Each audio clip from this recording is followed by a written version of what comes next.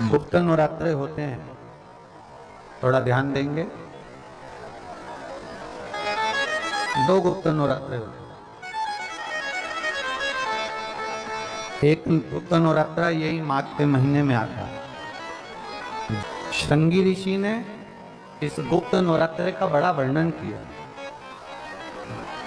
श्रृंगी बाबा ने इस गुप्त नवरात्रे के बारे में बहुत कुछ बताया, बहुत।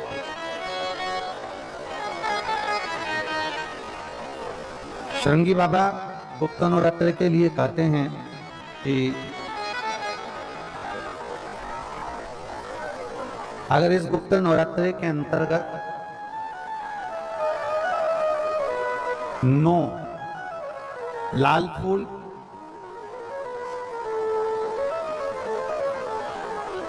और 5 श्वेत पुष्प, ये दोनों, लोग कहते हैं गुप्त नवरात्रे में हम देवी की आराधना करें, गुप्त नवरात्रे में हम भगवान की आराधना करें, पर शिव महापुराण की कथा कर रही है, भगवान शंकर का चरित्र कथा है। अगर आपने देवी भागवत का स्मरण किया हो या भगवान शिव की एक पवित्र आनंदमय कथा स्कंद पुराण के काशी खंड में अगर सुनी हो या उसमें भी नहीं पढ़ पाए हो, तो श्रृंगी ऋषि के चरित्र में आता है। श्रृंगी बाबा ने वर्णन किया है कि किसी भी स्थान पर, किसी भी स्थान पर यदि हमारे घर में 2 शिवलिंग है, नहीं है, तो किसी अपने घर के गमले में, बगीचे में 2 पार्थिव लिंग का निर्माण करें। 2 पार्थिव लिंग, उसमें एक शिवजी का स्मरण करें और एक में माता पार्वती जी का स्मरण।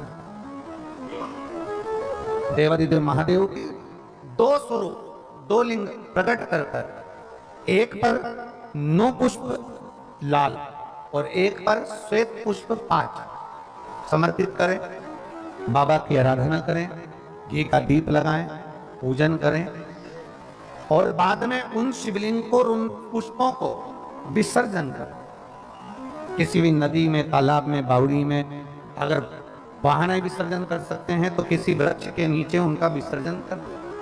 और ये नवरात्रे, ये जो गुप्त नवरात्रे हैं, इस माघ महीने में जो गुप्त नवरात्रे आती है, इसी के अंतर्गत इसका पूजन है। एक बार हमने पहले वर्णन किया था, जिसके यहाँ संतान नहीं होती उसके लिए भी पहले इस माघ महीने में जो गुप्त नवरात्रे आते हैं उसका स्मरण कराया था। कैलाशी अविनाशी है शिव तत्व का है। आप जिस भाव से, जिस भाव से आप भगवान को रिझाते हो, भगवान उस भाव से अपने भक्तों के करीब पहुंचता है। तो यमुना जी ने पार्थिव शिवलिंग का निर्माण किया। केवल चाहे गुप्त नवरात्रे हो, चाहे सर्व नवरात्रे हो, केवल देवी की आराधना कर रहे हैं और सोचें कि हम माता जी की आराधना कर रहे हैं और माता जी हम पर प्रसन्न हो। शिव महापुराण की कथा कहती है, कोई सी भी नवरात्रे में अगर आप शंकर भगवान की आराधना के साथ देवी की आराधना करेंगे तो शिव महापुराण की कथा कहती है, महादेव शिव और शक्ति दोनों ही कृपा जरूर करते हैं। ये निश्चित है, निश्चित है।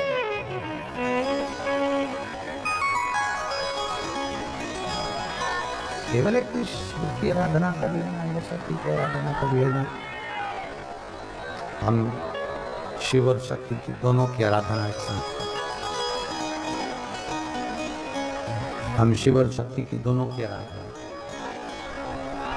दोनों की आराधना। परंतु एक बात बहुत अच्छे से कहेंगे, शिव महापुराण की विदेश्वर संहिता में लिखा है, जो एक बार मुख से श्री शिवाय नमस्तुभ्यं बोलता है, उसके मुख का दर्शन करने पर मात्र 1000 अश्वमेध यज्ञ का पुण्य फल प्राप्त हो जाता है। केवल श्री शिवाय नमस्तुभ्यं बोलने वाले के मुख का दर्शन मात्र कर लेने से ये फल की प्राप्ति, दिन भी मुंह का लग जाए। नवरात्रे पड़े, चाहे गुप्त नवरात्रे हो, चाहे संपूर्ण विश्व को ज्ञात चैत्री और कुमार के नवरात्रे हो, हर नवरात्रे में आप एक विशेष ध्यान रखें, प्रत्येक नवरात्रे में, कि हमें शंकर भगवान के शिवलिंग की पूजन करनी। और एक और बात समझ लें, दो शिवलिंग का निर्माण नहीं भी कर सकते हैं तो एक शिवलिंग का निर्माण करें और उस शिवलिंग के पास में ही एक छोटा सा मिट्टी का ढेला रखकर मां जगत जननी जगदम्बा का भी पूजन कर सकते। आपको नहीं बनाना दो शिवलिंग, तो एक शिवलिंग, एक मिट्टी का थोड़ा सा। ऐसा नहीं है कि मेरी माता दुर्गा भवानी पिंडी के रूप में नहीं पूजाती है। अगर मेरी माता पिंडी के रूप में नहीं पूजाती तो वैष्णो देवी में 3 पिंडियां विराजमान नहीं हो पाती।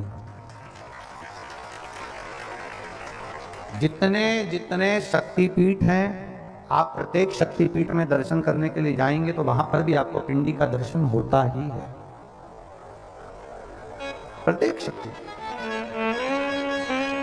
ऐसा नहीं कि मेरी माँ पिंडी के रूप में फिर पूजाती नहीं, वो भी पूजा। आप जिस भाव से भजेंगे, जैसे हम कहते हैं हमारे शहर में, हमारे सीहोर नगर में कुबेरेश्वर धाम कंकर शंकर की भूमि है। मतलब वहां जो गया है वो कंकर शंकर की आराधना करने के लिए गया है, कंकर शंकर की पूजन करने के लिए गया है।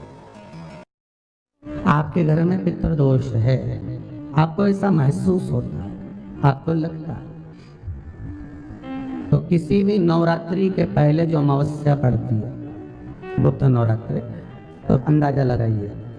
तो जिस दिन अमावस्या रहे उस दिन चावल की कटोरी में एक कपूर का टुकड़ा रख दीजिए महाराज, छोटा सा, और कपूर का टुकड़ा रखकर उस कपूर को दरवाजे के बाहर कटोरी में ही, चावल रखी हुई कटोरी में ही उसको पितरों का स्मरण कर जला दीजिए। और जलाने के बाद उस चावल को कहीं भी किसी भी वृक्ष की छांव में पक्षियों के लिए डाल दीजिए। शिव महापुराण की कथा कहती है, अगर मान लो पितर आपको कष्ट दे रहे हैं, पितर आपको तकलीफ दे रहे हैं, कोई काम नहीं होने दे रहे हैं, या कहीं आपको ऐसा लगता है कि पितरों का दोष है, तो वो पितर दोष देवी, अब ये जो आप करेंगे ये कब कर रहे हैं? अमावस्या के दिन आप उसको रख रहे हैं। अमावस्या के दिन उसको रखकर रात भर आपने रखा कपूर के साथ में, सुबह एकम पड़ गई, नवरात्रि लग गई, उसी दिन उसको जलाकर आपने पटक दिया। अर्थात उससे देवी और पितृ इन दोनों का आशीर्वाद जो प्राप्त होता है, तो घर में से पितृदोष समाप्त होकर लक्ष्मी की वृद्धि प्रारंभ हो जाती है, कार्य में सिद्धता आ जाती है। मान लो अगर पितृदोष है तो करो, नहीं है